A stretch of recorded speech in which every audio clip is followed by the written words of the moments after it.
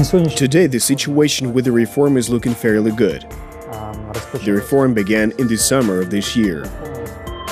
The reform of the healthcare system in Ukraine was long needed, so we as doctors are very glad that this reform is being implemented at a highly active pace. Even more than 10 years ago, we began to actively retrain therapists, district doctors, and general practitioners that specialize in family medicine.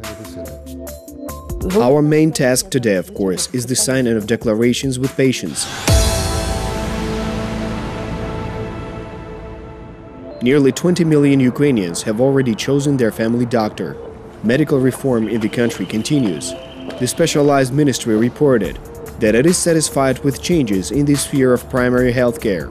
Of course, like in any new business, there are leaders and outsiders in this sphere.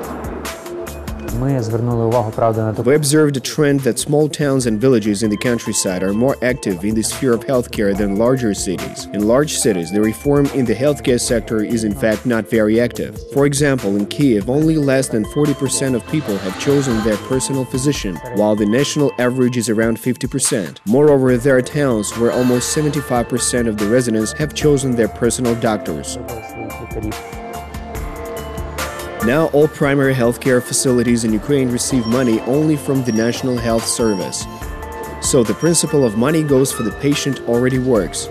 But since the new year, those who did not choose a family doctor independently pay for the work of a specialist. But how many medical institutions in Ukraine are fully operating according to new standards in order to provide professional and reliable healthcare to citizens that are in need of such tender, loving care? I think there will probably be a very few such institutions out of nearly 500,000. That's why we're currently monitoring the situation in every medical institution in the country. Based on the results of our monitoring, we see that there are only 15 primary healthcare centers that are at risk. They have not yet undertaken certain preparatory work that is necessary for this and meets the strict requirements of the ministry. Nevertheless, I'm confident that the employees of these healthcare centers will put together their efforts and perform their task appropriately. Medical reform is not a matter of one day, a month, or even a year. Government officials and citizens understand this perfectly well. The foundation for the introduction of primary health care was the institution of a family doctor. There was such a political will in our city. In addition to that, the Medical Dental Academy, which is one of the leading universities in our country, helped us a great deal in our initiative. We also trained many therapists on the base of the academy. Today, in Poltava region, the reform of the primary link, family medicine, is actively continuing. According to the results of the implementation of the reform, the region is confidently in the top 5 regions in the country. This is justified because the base for changes in Poltava was established 10 years ago. Then, nearly 200 doctors were retrained, and at the beginning of 2013, separate structural subdivisions in primary healthcare centers were created in the city. Today, there are 3 such centers in Poltava. Each of them provides medical care to approximately 100,000 patients. In 2014, we joined the pediatric service to these centers, combining them together. So today, all residents of Poltava for several years now have the opportunity to be served exclusively by family doctors.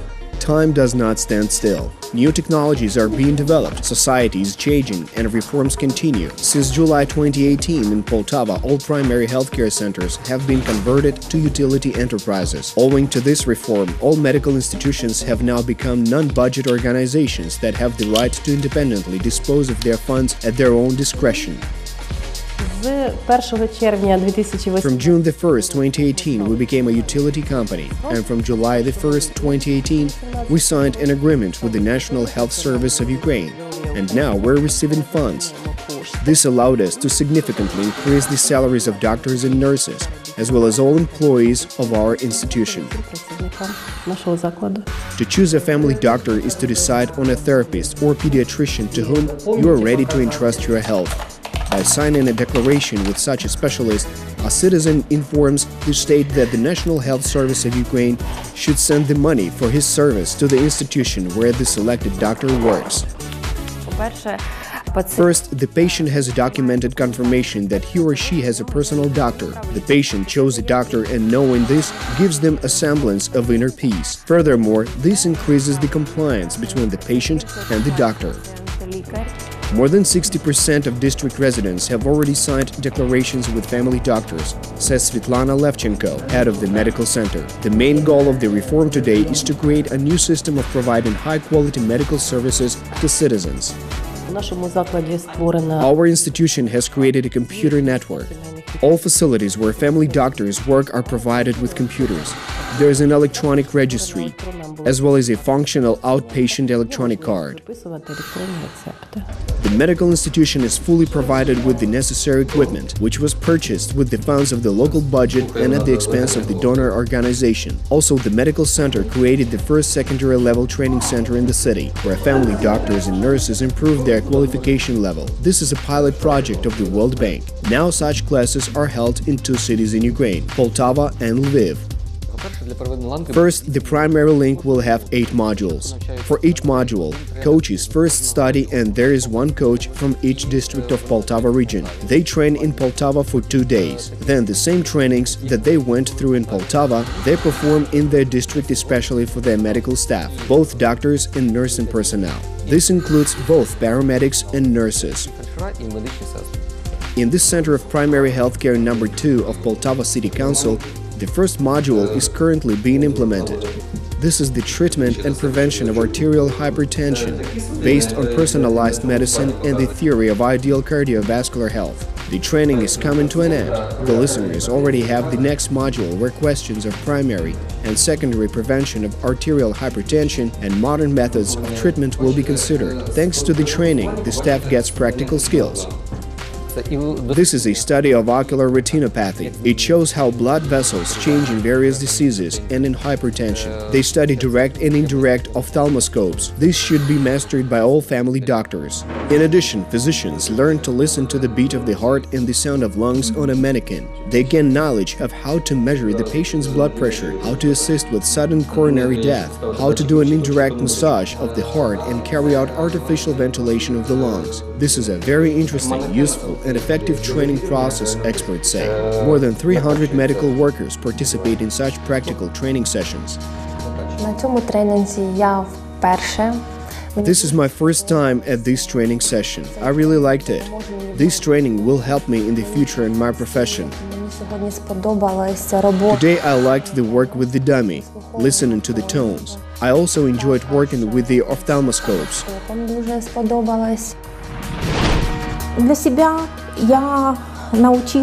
For myself, I learned through these trainings how to behave with patients, how to identify a risk group among patients, and how to correctly explain to a patient how to lead their lifestyle further with diseases such as hypertension or diabetes. С такими заболеваниями, как гипертоническая болезнь, как сахарный диабет. Fortunately, Poltava so far has no problems with medical personnel, says the head of the healthcare department. Municipal medical institutions are 100% staffed by full-time employees. After all, thanks to the reform, the salaries of medics have significantly increased, and part of the costs of medical centers is funded by the city. Above all, there are utility payments, heating, electricity, and water supply.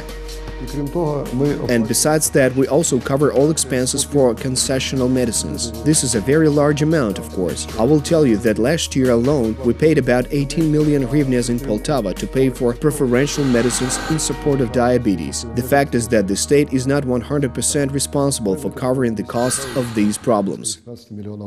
Regarding orphan diseases or rare congenital or acquired diseases, additional assistance is also provided to such patients. In addition to the state program, there is a charitable organization in the city that helps citizens buy the necessary medicines. In Poltava, they are already preparing for the secondary medical reform. The goal is that next year all city hospitals will be reformed into public utilities. We believe that this is also a positive step. I think that this, to some extent, will give financial freedom for the management of these medical institutions, and the rules of the game will finally be established. The state will finance it in the amount in which it will assume financing obligations. obligations. Within the framework of the current legislation, the hospital will be able to earn everything else. We understand that as a utility company, it has a price list for some medical services and so on.